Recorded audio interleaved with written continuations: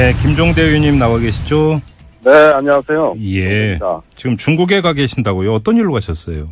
상해 교통대학하고의 그 세미나 때문에 왔습니다. 예. 그래서 학술 행사를 무사히 마쳤습니다. 예. 마침 잘 됐습니다. 어제 그 북한이 ICBM 대륙간 탄도미사일을 쏘아 올렸다라는 소식 뭐 접하셨을 텐데요. 네. 네. 저 중국 현지 분위기는 좀 어떻습니까? 좀 복잡해요.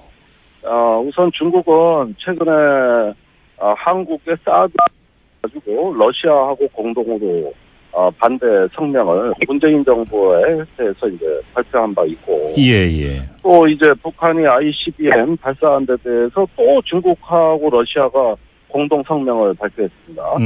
지금 중러 정상회담 중이거든요. 예. 근데 요즘 한반도 문제가 나오면은 중국 정부가 러시아하고 공동 성명하는 일이 갑자기 많아졌습니다. 어허. 이것도 한국이 대단히 유념해야 될 상황이라고 보고요. 예. 그다음에 이제 미국의 세컨더리 보이콧, 즉 미국이 중국의 단둥에 있는 은행이라든가 예. 북한하고 거래하는 기업에 대해서 제재를 가하겠다는 예고가 나오고 있는 상황에서 네.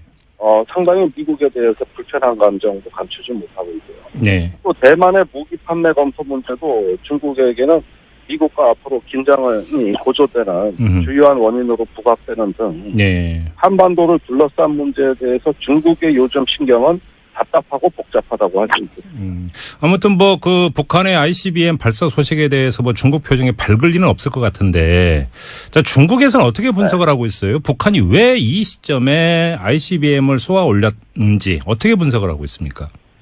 뭐 한국에서처럼 여러 가지 분석이라든가 추정이라든가 이런 건 나오지는 않고 있습니다. 예. 중국의 입장은 동아시아의 평화를 훼손하는 도발적 행동을 멈추라는 것이고, 예. 또 이런 어떤 북한의 핵 문제를 빌미로 해가지고 중국을 견제하는 데 대해서 상당히 또 규탄하는 입장이고요. 예. 이렇게 돼 있습니다. 그런데 어떨 때 보면은 중국은 이 북한의 미사일 시험에 대해서 우리보다는 약간 좀 덤덤한 입장이 아닌가 하는 생각이 듭니다. 어떤 점에서 그렇게 보시는 거예요? 우선은 북한의 미사일 발사 자체보다도 그 이후에 있을 미국의 중국 압박이 또 우려되기 때문입니다. 예. 북한의 미사일 발사야 뭐 중국도 적극적으로 제재하고 또 규탄을 하는 입장이지만은 이걸 핑계로 해서 중국을 제재하는 미국의 흐름이 더 가속화된다. 네. 이런 점에서 중국은 북한과 미국이라는 두 개의 경쟁자를 상대해야 되는 입장이겠죠. 예.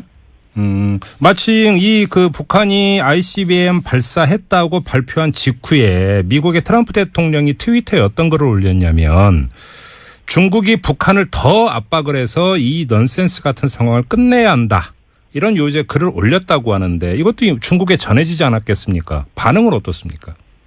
지금 트럼프 대통령의 그런 태도는 중국을 보고 북한을 제재하는 걸 넘어서 아예 봉쇄를 하라는 압력으로 받아들입니다. 사실 중국 입장에서는 북한을 완전히 봉쇄하는 것은 불가능합니다. 예. 우선 그 한만 국경이 1000km에 달하는 긴 국경이고 얼마든지 넘나들 수 있는 데다가 예. 자칫해서 북한을 거의 봉쇄하다시피 제재를 하게 되면은 북한에서 상당한 난민이 중국으로 넘어올 가능성이 있는데, 이럴 경우에는 중국은 굉장히 치명적인 영향을 받게 된다는 거. 그렇죠. 그다음에 중국의 중앙정부가 통제해도 지방정부 그 아래 단위 차원에서 무슨 교류가 이루어지고 있는지 다 모른다는 점. 그다음에 북한의 노동력 수출을 규제하려고 해도 이건 사실 규제가 불가능합니다. 소규모 단위로 노동력이 해외에 수출되는 거를 완전히 봉쇄할 수 있는 방법은 사실상 불가능하다는 거. 예. 이런저런 입장 때문에 중국은 북한을 충분히 유엔 결의안을 충실히 이행하면서 제재하고 있는데 자꾸 미국이 중국에 압박을 가한다. 예. 그래서 핵과 미사일은 북한이 쏘아 올렸는데 네. 엉뚱하게 중국이 제재받게 되는 상황으로 가고 있다는 데 대해서는 받아들이지 못하겠다는 입장.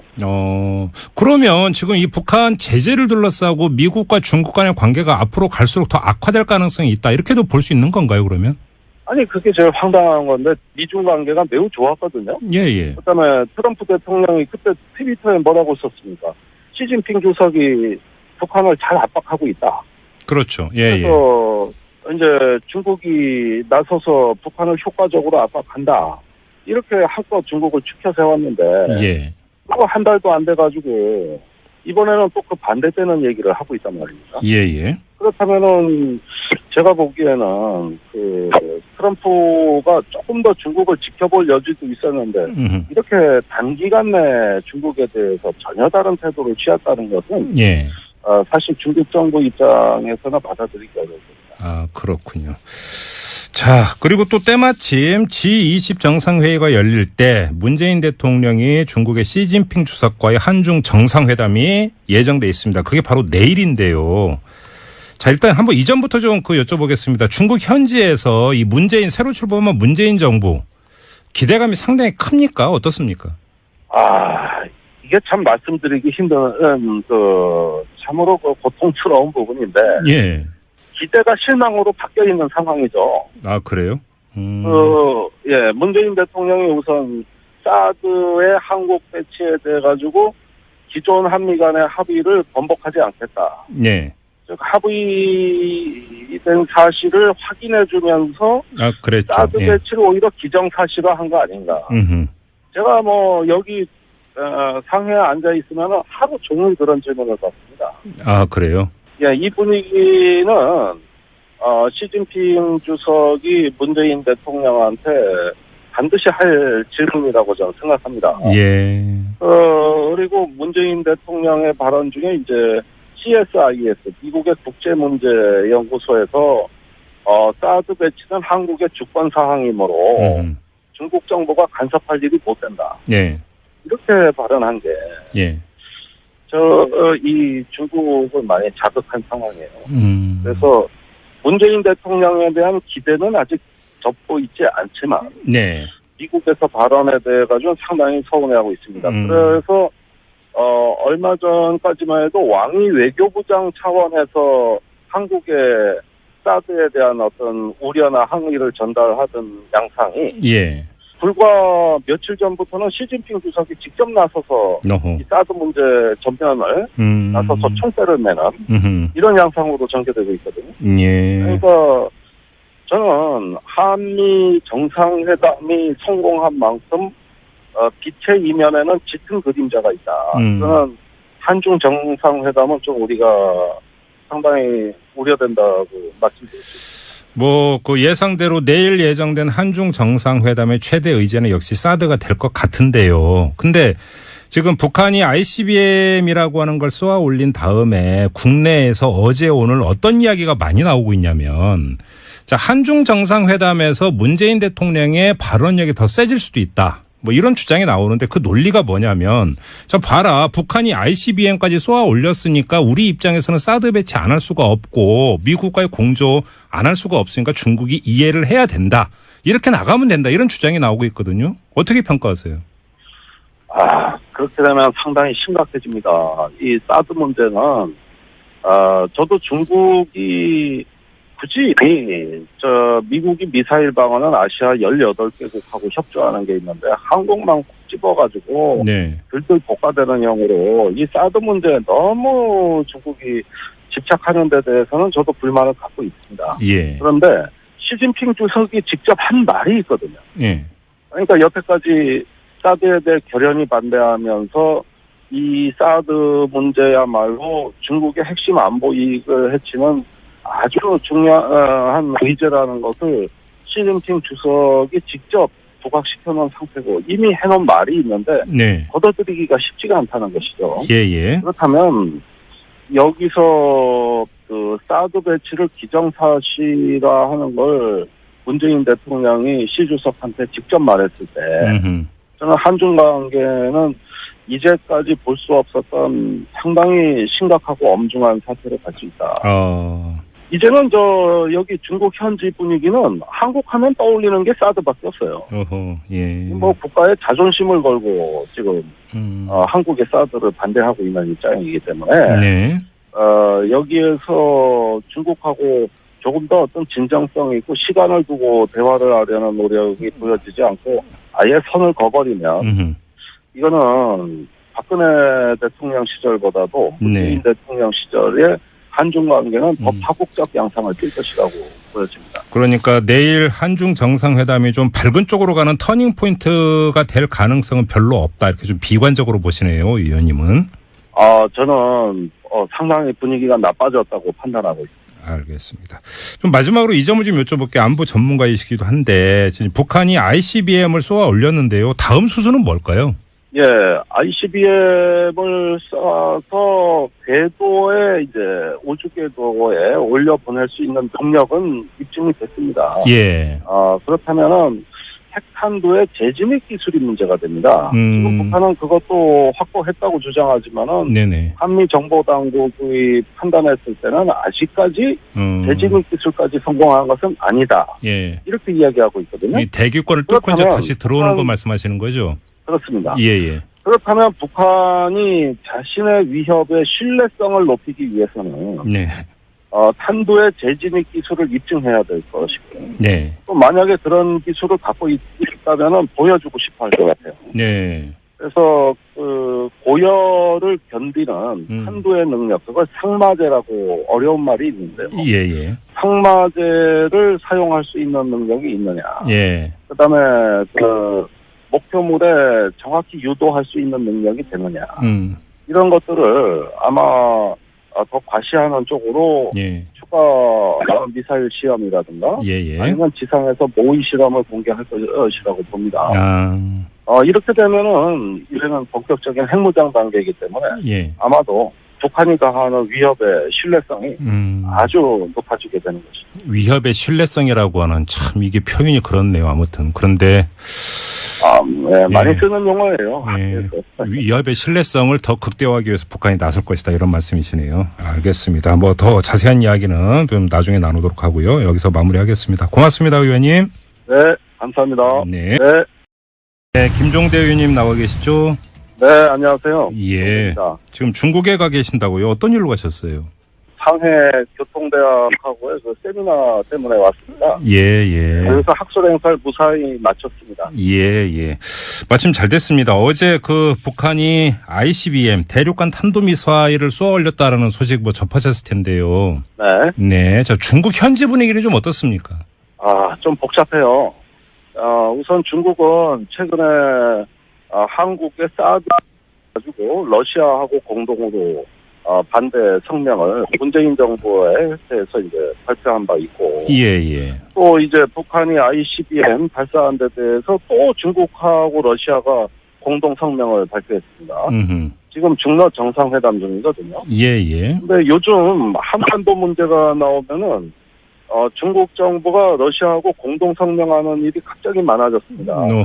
이것도 한국이 대단히 유념해야 될 상황이라고 보고요. 예. 그다음에 이제 미국의 세컨더리 보이콧, 즉 미국이 중국의 단둥에 있는 은행이라든가 북한하고 거래하는 기업에 대해서 제재를 가하겠다는 예고가 나오고 있는 상황에서 상당히 미국에 대해서 불편한 감정도 감추지 못하고 있고요. 또 대만의 무력 규탄을 하는 입장이지만은 이걸 핑계로 해서 중국을 제재하는 미국의 흐름이 더 가속화된다. 이런 점에서 중국은 북한과 미국이라는 두 개의 경쟁자를 상대해야 되는 입장이겠죠. 예.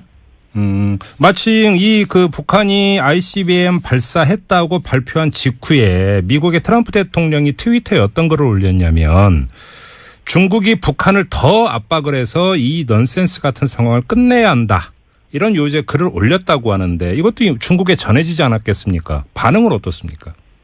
지금 트럼프 대통령의 그런 태도는 중국을 보고 북한을 제재하는 걸 넘어서 아예 봉쇄를 하라는 압력으로 받아들입니다.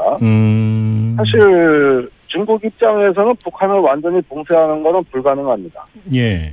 우선 그 한만 국경이 1000km에 달하는 긴 국경이고 얼마든지 넘나들 수 있는 데다가 자칫해서 북한을 거의 봉쇄하다시피 제재를 하게 되면은 북한에서 상당한 난민이 중국으로 넘어올 가능성이 있는데 이럴 경우에는 중국은 굉장히 치명적인 영향을 받게 된다는 거. 그렇죠, 그렇죠. 그다음에 중국의 중앙정부가 통일 판매 검토 문제도 중국에게는 미국과 앞으로 긴장이 고조되는 주요한 원인으로 부각되는 등 네. 한반도를 둘러싼 문제에 대해서 중국의 요즘 신경은 답답하고 복잡하다고 할 수 있습니다. 아무튼 뭐 그 북한의 ICBM 발사 소식에 대해서 뭐 중국 표정이 밝을 리는 없을 것 같은데, 자, 중국에서는 어떻게 분석을 하고 있어요? 북한이 왜 이 시점에 ICBM을 쏘아 올렸는지 어떻게 분석을 하고 있습니까? 뭐 한국에서처럼 여러 가지 분석이라든가 추정이라든가 이런 건 나오지는 않고 있습니다. 예. 중국의 입장은 동아시아의 평화를 훼손하는 도발적 행동을 멈추라는 것이고, 예. 또 이런 어떤 북한의 핵 문제를 빌미로 해가지고 중국을 견제하는 데 대해서 상당히 또 규탄하는 입장이고요. 예. 이렇게 돼 있습니다. 그런데 어떨 때 보면은 중국은 이 북한의 미사일 시험에 대해서 우리보다는 약간 좀 덤덤한 입장이 아닌가 하는 생각이 듭니다. 어떤 점에서 그렇게 보시는 거예요? 우선은 북한의 미사일 발사 자체보다도 그 이후에 있을 미국의 중국 압박이 또 우려되기 때문입니다. 예. 북한의 미사일 발사야 뭐 중국도 적극적으로 제재하고 통제해도 지방 정부 그 아래 단위 차원에서 무슨 교류가 이루어지고 있는지 다 모른다는 점. 그다음에 북한의 노동력 수출을 규제하려고 해도 이건 사실 규제가 불가능합니다. 소규모 단위로 노동력이 해외에 수출되는 거를 완전히 봉쇄할 수 있는 방법은 사실상 불가능하다는 거. 예. 이런저런 입장 때문에 중국은 북한을 충분히 유엔 결의안을 충실히 이행하면서 제재하고 있는데 자꾸 미국이 중국에 압박을 가한다. 예. 그래서 핵과 미사일은 북한이 쏘아 올렸는데 네.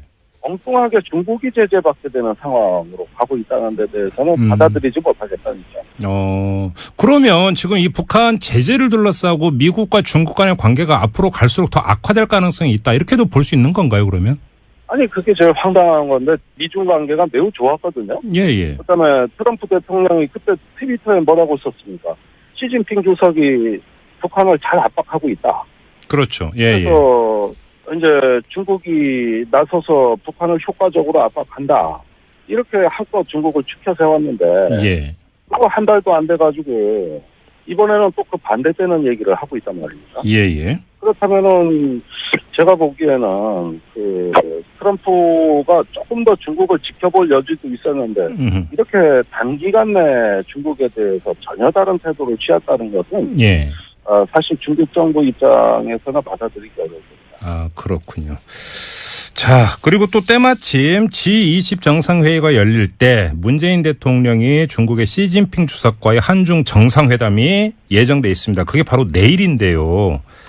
자, 일단 한번 이전부터 좀 여쭤보겠습니다. 중국 현지에서 이 새로 출범한 문재인 정부 기대감이 상당히 큽니까? 어떻습니까? 이게 참 말씀드리기 힘든 참으로 고통스러운 부분인데. 기대가 실망으로 바뀌어 있는 상황이죠. 그래요? 문재인 대통령이 우선 사드의 한국 배치에 대해 가지고 기존 한미 간의 합의를 번복하지 않겠다. 즉 합의된 사실을 확인해 주면서 그랬죠. 사드 배치를 오히려 기정사실화한 거 아닌가. 제가 여기 상회에 앉아 있으면 하루 종일 그런 질문을 받습니다. 그래요? 이 분위기는 시진핑 주석이 문재인 대통령한테 반드시 할 질문이라고 저는 생각합니다. 그리고